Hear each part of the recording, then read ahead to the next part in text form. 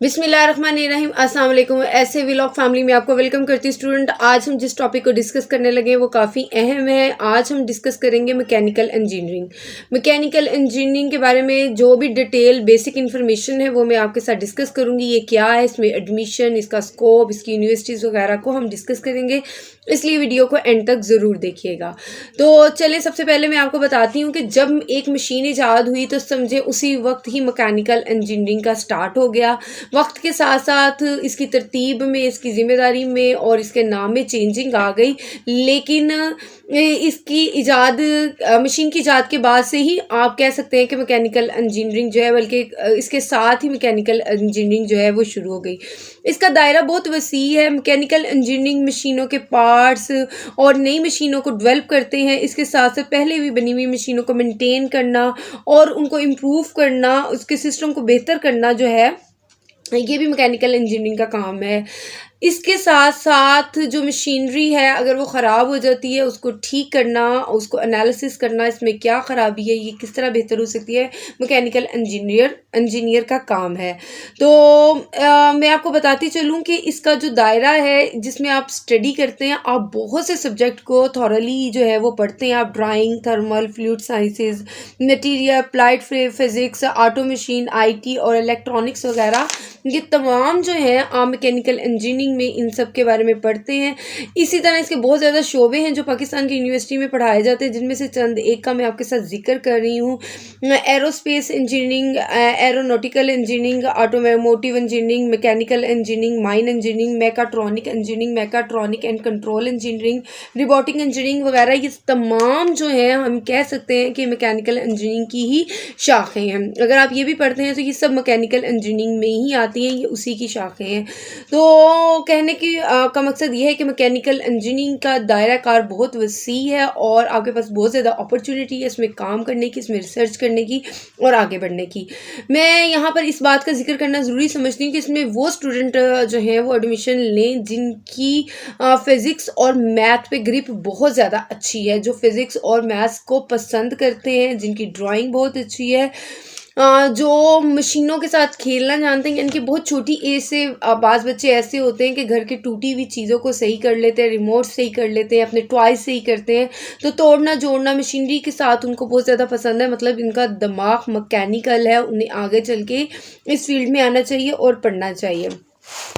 अब हम एलिजिबिलिटी की बात करते हैं कि अगर आपने मैकेनिकल इंजीनियरिंग में दाखिला लेना है तो आपकी क्वालिफ़िकेशन क्या होनी चाहिए। तो स्टूडेंट्स, आपने FSC प्री इंजीनियरिंग की होनी चाहिए, या आपने DEA का जो 3 साल डिप्लोमा होता है मैट्रिक के बाद वो किया हो, तो आप अपने जो फर्दर स्टडीज़ है मैकेनिकल इंजीनियरिंग में कर सकते हैं। आपको बताती चलूँ कि इसमें एडमिशन के टाइम आपके मैट्रिक के नंबर, आपके FSC के नंबर और ECAT के नंबर काउंट होते हैं। इन तीनों को मिलाकर आपका मेरिट बनता है और फिर आपका इसमें जो है वो दाखिला होता है। क्योंकि ये काफ़ी अहम शाख है इंजीनियरिंग की और बहुत से स्टूडेंट्स इस तरफ जाना चाहते हैं, इसलिए इसका मेरिट काफ़ी टफ होता है। आपके ऑलमोस्ट जो हैं FSC में 85 to 90% नंबर हों और ECAT में 200 प्लस आपके जो मार्क्स हैं वो हों, तो ही आपका एडमिशन जो है वो मैकेनिकल इंजीनियरिंग में होगा। ECAT के बारे में मुझे उम्मीद है कि बच्चों आप लोगों को पता होगा। ये एक टेस्ट है, एंट्री टेस्ट, जो कि आपको देना पड़ता है अगर आपने इंजीनियरिंग की फील्ड में आना होता है। ये यूनिवर्सिटीज़ खुद लेती हैं और इसको पास करना कंपलसरी होता है, इसके बगैर आपको एडमिशन नहीं मिलता। तो इसका जो ड्यूरेशन है वो 4 साल का है और ये सेमेस्टर वाइज पढ़ाया जाता है, यानी कि इसके 8 सेमेस्टर होते हैं। जहाँ तक हम फ़ीस की बात करें तो स्टूडेंट्स, जैसा कि मैं अपनी तमाम वीडियोज़ में बताती हूँ कि अगर तो आप गवर्नमेंट सेक्टर में जाते हैं, किसी गवर्नमेंट यूनिवर्सिटी में पढ़ते हैं, तो फ़ीस स्ट्रक्चर थोड़ा कम होता है। जैसे ही आप प्राइवेट साइड पे आ जाते हैं, फ़ीस स्ट्रक्चर ऑलमोस्ट डबल हो जाता है गवर्नमेंट से। लेकिन ये है कि वहाँ मेरिट कम होता है। अगर आप मेहनत करें, ज़्यादा नंबर लें, अच्छे मार्क्स की बुनियाद पर आप अच्छी यूनिवर्सिटीज़ में पढ़ें और कम पैसों में पढ़ें। और हर यूनिवर्सिटी का जो है वो फ़ी का स्ट्रक्चर चेंज होता है। मैं आपको यहाँ रफली आइडिया बताती हूँ, ये कंपलसरी नहीं है कि ये हार्ड एंड फास्ट नहीं है कि ये यही फीसेस हैं। ये कम भी हो सकती हैं और ज़्यादा भी हो सकती हैं। मैं तो सिर्फ आपको एक जनरल व्यू दे रही हूँ। तो इसकी जो फ़ीस है गवर्नमेंट सेक्टर में आपको 4 से 5 लाख रुपया आपका लग जाता है मैकेनिकल इंजीनियरिंग करते हुए 4 सालों में। ये मैं आपको 4 साल के एक्सपेंस बता रही हूँ। इसी तरह अगर आप प्राइवेट सेक्टर में जाएँ तो आप इसको डबल कर लें, 8 से 10 लाख तक में आपकी मैकेनिकल इंजीनियरिंग जो है वो पूरी होती है। तो स्टूडेंट्स, ये तो शुरू का क्राइटेरिया था जो मैंने आपको बता दिया। अगर आप में इसमें इंटरेस्टेड हैं और किसी अच्छी यूनिवर्सिटी से करना चाहते हैं तो मैं उनके चंद एक के नाम बता दूंगी। वैसे ऑल ओवर द पाकिस्तान तकरीबन 60 यूनिवर्सिटीज़ हैं, अबव टू 60, जो कि मैकेनिकल इंजीनियरिंग करवा रही हैं, जिनमें से चंद एक के नाम मैं आपके साथ यहाँ शेयर कर देती हूँ। सबसे पहले university of technology Lahore, NUST Islamabad, NED, university of engineering and technology Karachi, university of engineering and technology Peshawar, Ghulam Ishaq Khan institute Topi, Mehran university of engineering and technology Jamshoro, university engineering and technology KPK, university engineering and technology Taxila, air university Islamabad. ये चंद एक बड़ी बड़ी universities हैं जिनका जिक्र मैंने आपके साथ यहाँ कर दिया। इसके अलावा तकरीबन 60 से अबव यूनिवर्सिटी जो हैं वो मैकेनिकल इंजीनियरिंग करवा रही हैं। स्टूडेंट्स, जैसा कि मैंने आपको बताया कि मैकेनिकल इंजीनियरिंग का बहुत ज़्यादा काम है और बहुत सारी इंडस्ट्रीज़ में इसका काम है।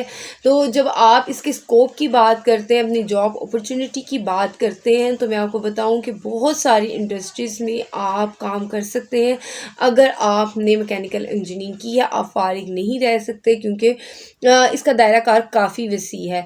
तो किन किन इंडस्ट्रीज़ में आप काम कर सकते हैं, उनमें से चंद एक का मैं नाम लूँगी और साथ साथ मैं आपको बताऊँगी कि आप वहाँ क्या काम करते हैं। अगर आप उस इंडस्ट्री में काम करना चाहें तो वहाँ काम क्या होता है। अगर आप एरोस्पेस इंडस्ट्री में जाएं और उसमें इंटरेस्टेड हैं काम करने के लिए, तो यहाँ पर आपको एयरक्राफ्ट जो हैं वो डिज़ाइन करने होते हैं, उनको मेंटेनेंस करनी होती है, उसके पुर्जे बनाने होते हैं, पहले से बने हुए को बेहतर करना होता है।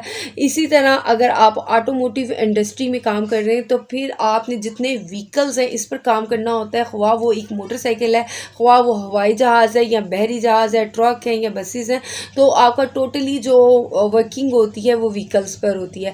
इसी तरह केमिकल इंडस्ट्री है, इसमें आप न्यू केमिकल्स जो प्लांट्स हैं इस पर काम करते हैं और रिसर्च करते हैं और बेहतर से बेहतर चीज़ें बनाने की कोशिश करते हैं।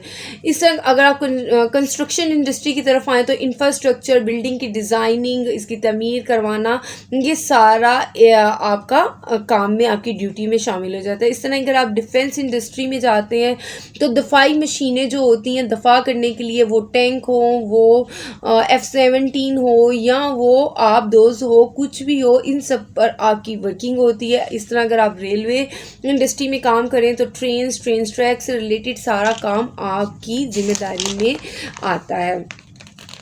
इसके अलावा आप पाकिस्तान एयरफोर्स में काम कर सकते हैं, आप पाकिस्तान एरोनॉटिकल नेशनल कॉम्प्लेक्स में काम कर सकते हैं, आप पाकिस्तान ऑर्डिनेंस फैक्ट्री में काम कर सकते हैं, पाकिस्तान नेवी में काम कर सकते हैं, पाकिस्तान आर्मी में, पाकिस्तान ऑटोमेटिक एनर्जी में, स्पार्को में, नेस्पार्क में आपके लिए जॉब की अपॉर्चुनिटीज़ हैं। ये सब मैंने आपको बता दिया, गवर्नमेंट प्राइवेट सेक्टर्स जो इसमें आप काम कर सकते हैं और आप वहाँ पर काम करते हैं as a research engineer, as a project engineer, nuclear engineer, as a material engineer, as a automotive engineer और एज अ टेस्टिंग इंजीनियर। आप अपने काम और अपनी ड्यूटी से अंजाम देते हैं। जिस भी अदारे में, जिस पोस्ट के लिए भी आप अप्लाई करेंगे, मुख्तलिफ पोस्ट हैं, अगर आप इनमें से अलग अलग पोस्ट के लिए अप्लाई कर सकते हैं, जिसमें भी आपका इंटरेस्ट है तो आप आगे जाके काम कर सकते हैं।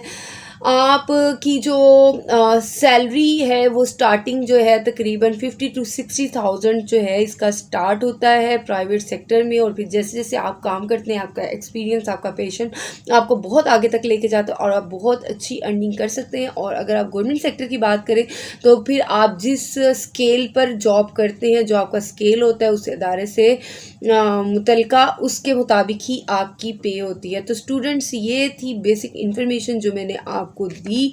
अगर आपको मेरी वीडियो पसंद आई है, इसको लाइक करें, चैनल को सब्सक्राइब करें, बेल आइकन का बटन दबाना मत भूलिएगा और मुझे अपनी दुआओं में याद रखिएगा। अल्लाह हाफिज़।